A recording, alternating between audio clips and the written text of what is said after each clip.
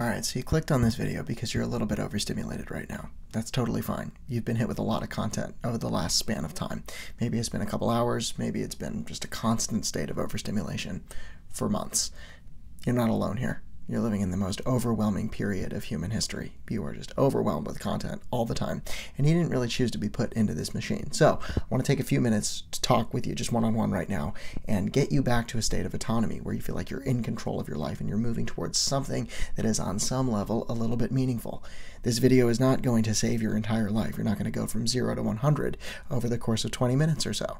But what would be a win, what would be a real victory, is if you could get back into a state of, oh, I'm going to be okay. I'm not fundamentally broken. I'm just a little bit overwhelmed. Think about when you eat a little bit too much at like Thanksgiving or another holiday and you just kind of stuff yourself. It's fine. Your body processes that excess and then eventually it exits your body and you feel better again. It's the same thing with content and any kind of negative emotion that's overwhelming you. We just have to go through a process of mental digestion. And this video is going to be the redirection that gets you into a state of doing that. I've been through this state many times myself. I'm 23 years old. I've gone through this. I got my first iPhone when I was 14. I have been entrenched in the digital economy and all of the great mental health symptoms of our time since I was young as well. And over the course of those years, I've found out how to escape a dopamine hole, which I've talked about, and to create some positive momentum that actually sticks around. And so let's just talk about it a little bit. Right away, here's the game. Here's the game. I'm just going to talk to you like this. It's going to be a very simple video, audio recording. There's not going to be a whole lot going on. If you can give me your attention for an extended period of time, if you can intentionally practice keeping your attention right here, I will make it worth your while. I will nurture your attention and give you something worthy of it. I think it's just important that we put our attention in meaningful places, right? We say, okay, this is something worth paying attention to. So hopefully this is helpful. If you're overstimulated right now, please recognize that you are going to be okay. And the very, very first step in this process is taking a breath and just coming back to center. Just coming back to center. So let's just try that out right now. You and me, you ready? We're just going to come right back.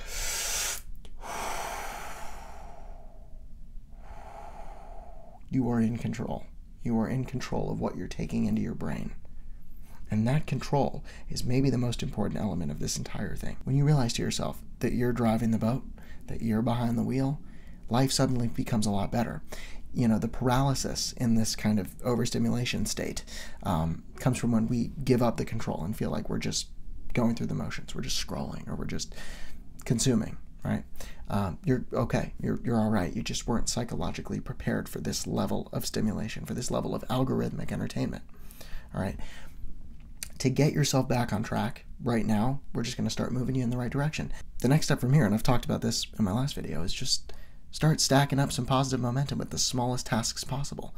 Right? This is pretty intuitive, but you know, if you get that good dopamine from just brushing your teeth, from stepping outside your room, from getting a breath of fresh air, from saying hi to someone you love, from doing 5 jumping jacks or even just 1, you're going to start a snowball of positive momentum that feels good and keeps you oriented on the right path. But what I think would be helpful for right now is to zoom out a little further and think about what are some sustainable systems that we can put in place to ensure that we don't consistently fall into a dopamine hole or a state of overstimulation. Okay. I need you to understand, I've been in this state many, many times. Okay, I've gotten to the point where I have suffered some type of emotional trigger and then turned to some form of chronic consumption, whether it's quick hit stimulation through scrolling, social media, whether it's vaping or weed or alcohol. Like, even if you don't have like a serious substance problem, it's very easy to turn to those sources of stimulation, of cheap dopamine, to numb the feelings that you're going through. Totally get it. It's easier to do that than to go through these other systems that I'm about to walk you through. But I think that there are really just about 4 things, 4 systems that we can commit ourselves to that will give us the internal infrastructure to protect ourselves from chronic consumption, to make it feel like there's something more meaningful to be doing with our time and our attention and our precious energy. That'd be pretty good, right? If we found a meaningful outlet for ourselves, that would be a pretty good goal to aim at. So I think number 1, we need to rewire our consumption. We need to choose better sources of consumption. The internet is not going anywhere. Social media is not going anywhere. We don't need to throw our phones in the ocean. I don't think that that would be very helpful. it would be pretty impractical. It would distance us from people we love. We would be out of touch with what's going on because the world right now is online. That's where we get our information. So I think the question isn't how do we get rid of the internet? How do we get rid of social media? How do we get rid of sources of chronic consumption? It's more about how do we find a meaningful way of engaging with these things, right? What's a good system that we can use to make sure we don't get off track, we don't get constantly distracted, our time is well spent. Okay, so I like to call this conscious consumption, because if you can be intentional about the sources of information you're taking in, you can effectively curate your media diet. You can curate your information diet so that it's healthy, so that it's nourishing, right? If you live in a constant state of scrolling on Instagram through memes or very short form content without a real plan or reason for watching it, that's what I would call like a fast food media diet.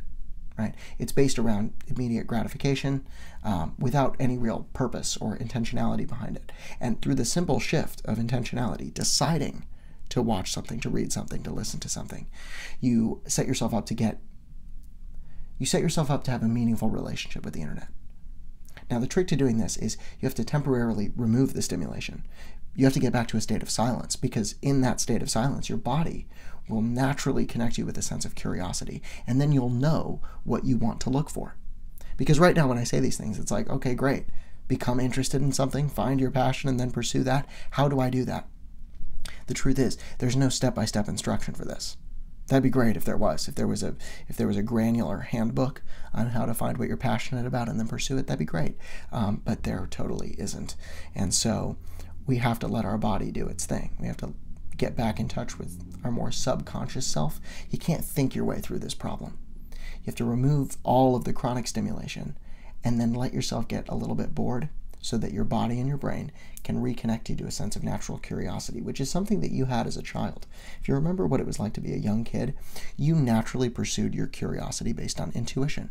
When you felt compelled to go check out the sandbox over there and all the kids who were building sandcastles in there, you just went and did that thing, or you at least had the impulse to, right? That's the kind of feeling we want to get back to. When we're in a state of chronic overstimulation, chronic consumption, whether it's through scrolling or other forms of cheap dopamine, we are not in touch with that childlike sense of intuition, because it's, stimulation is being force-fed to us by an algorithm that is designed to keep us online forever so that the tech companies can make more money, right? You understand how this works. So how do we get back to a sense of curiosity? Through rest, really. Can you sit in silence? Can you sleep it off? I think one helpful thing, obviously, if you're feeling overstimulated, would be to pour your thoughts out onto the page. That's mental digestion. That's just getting it out of your skull so you don't feel as overwhelmed by it, so you're not drowning. I think that's helpful. But then, can you exist in a state of silence so that your curiosity bubbles back up to the surface and you're naturally guided to go to the next thing? That will happen. You just have to give it time and space. Okay, so then when you reconnect it with that sense of natural curiosity, then you start to pursue that spark through the internet. And in that one process, you start to restructure the way you turn to the internet. You change your own personal culture to social media. Because then you're going to explore Greek mythology again. You remember that when you were between 8 and 10 years old, you were very interested in Greek mythology or Roman mythology or whatever it was. You had a niche interest.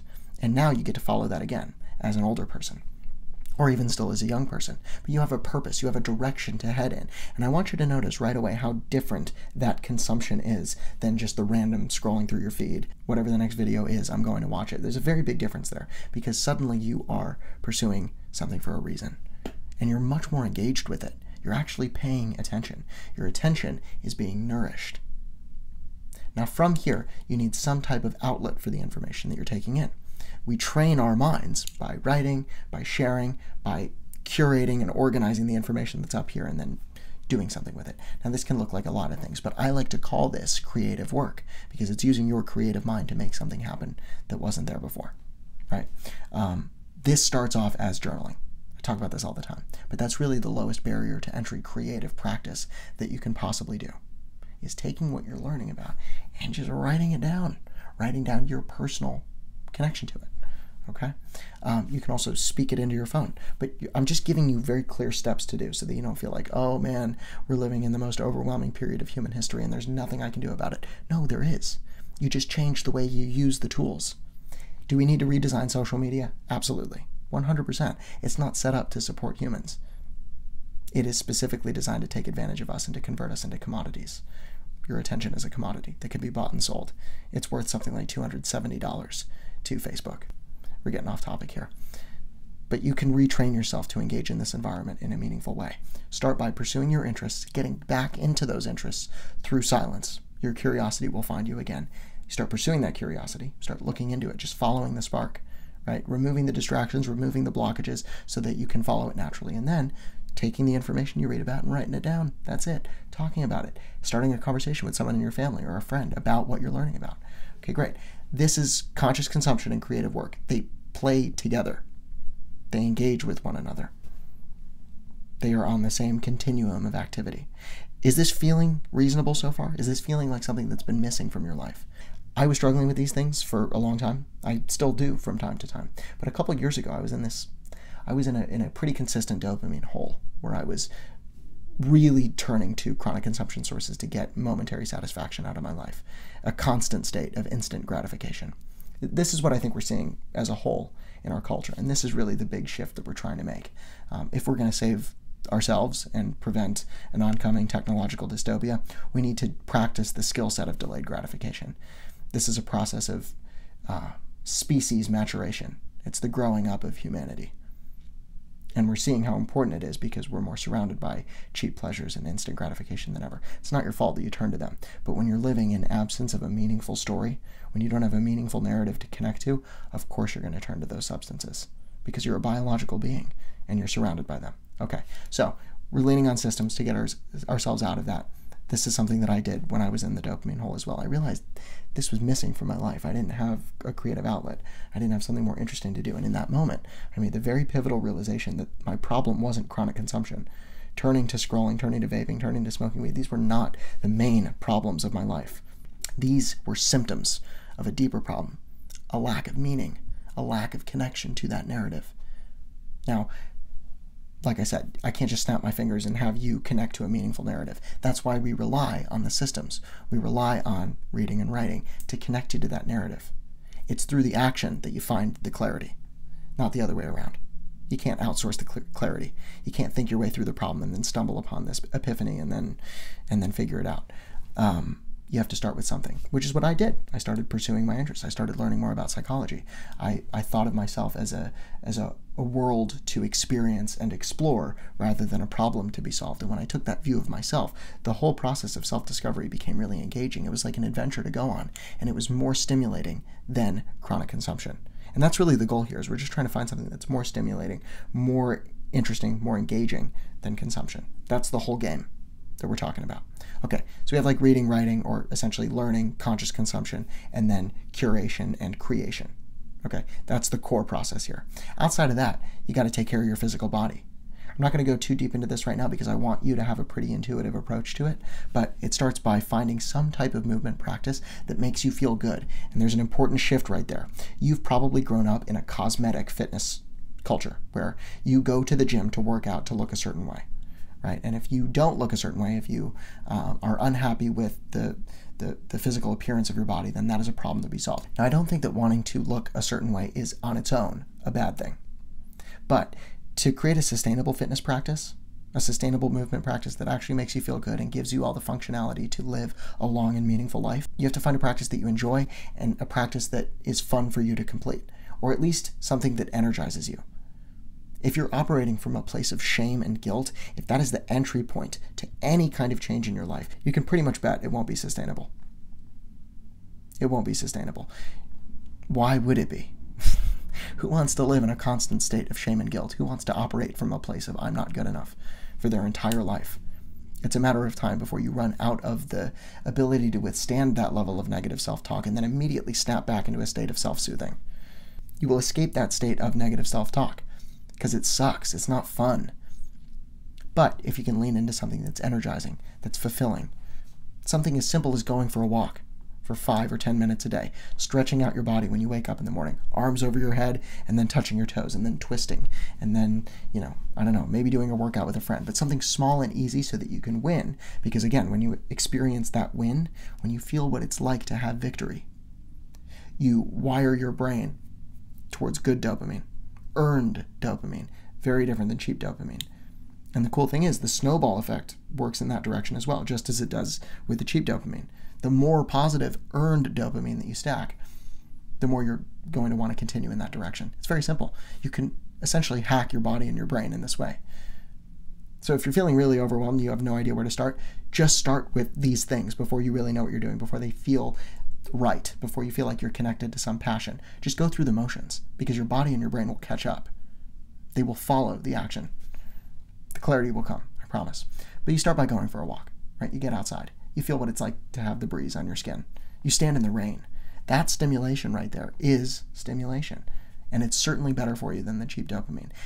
And you might feel that it's more satisfying. Can we just pause right there for a second and realize that your desire to be satisfied is not a bad thing? It's something we can lean into. Because ask yourself, when was the last time you were genuinely satiated by short-form consumption, by quick, instant gratification? The whole problem with being in a dopamine hole is that you are in a constant state of dissatisfaction. You're not chasing real pleasure. You're constantly numbing pain. And there's a certain relief that comes from that. And so it's easy to be in a vicious cycle, because it's like relieve pain, feel pain, relieve pain, feel pain. And you can just repeat that over and over again. But what we're actually trying to do here in creating these sustainable lifestyle systems is chase real pleasure, real fulfilling pleasure. Here's a question for you. When you eat a meal, would you rather it be as maximally stimulating as possible, or as maximally satiating as possible, actually feeling satisfied by it?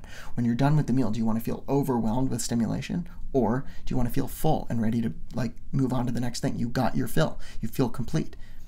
Think about how you want to feel by the end of the consumption.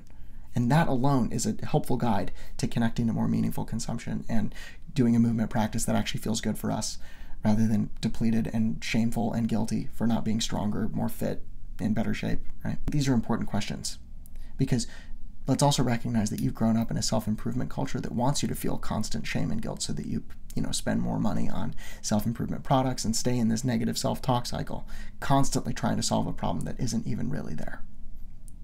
If you can operate from a place of self-love and empowerment, and I'm chasing something that is going to make me feel good, and I'm not a bad or weak person for wanting to feel good, then you're far more likely to stay consistent with it. We want to feel good, so let's make ourselves feel good with positive systems, and then we're going to stick to the plan.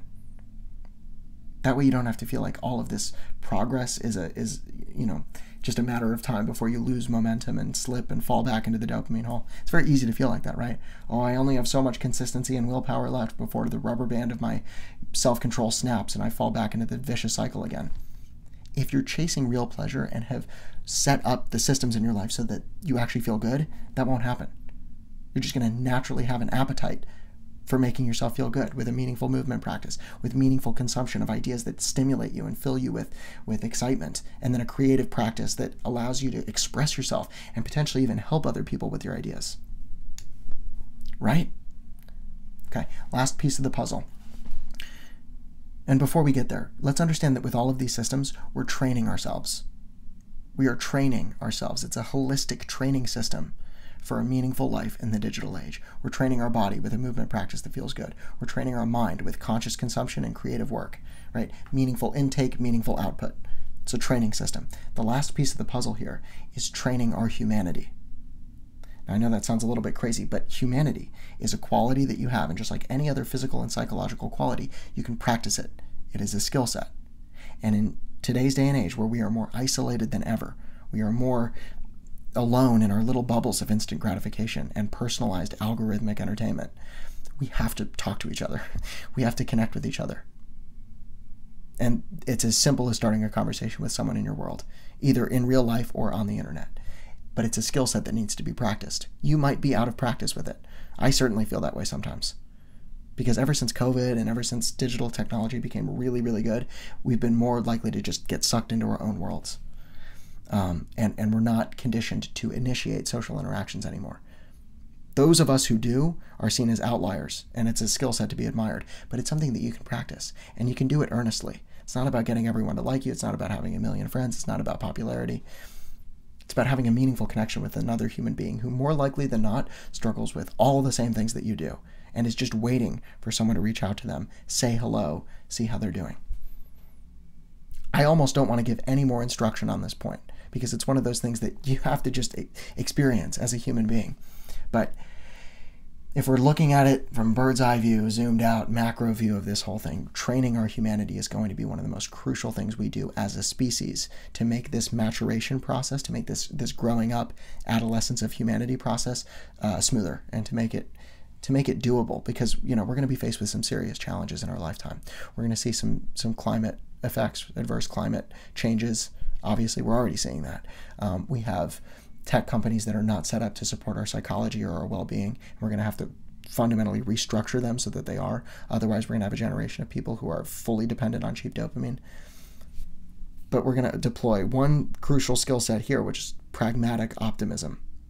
Pragmatic optimism, an acceptance of reality, accepting that things are the way they are, and we don't like it. It's certainly not good for us, but that we have the capability to make a change on both the individual and the collective level. We accept that we can look forward to a better future as long as we ourselves are willing to commit to it in our own lives. That's a cultural shift. We shift the culture of the internet, how we engage online, how we engage in our personal lives. We learn to delay gratification on the individual and the collective level, and we're going to be okay.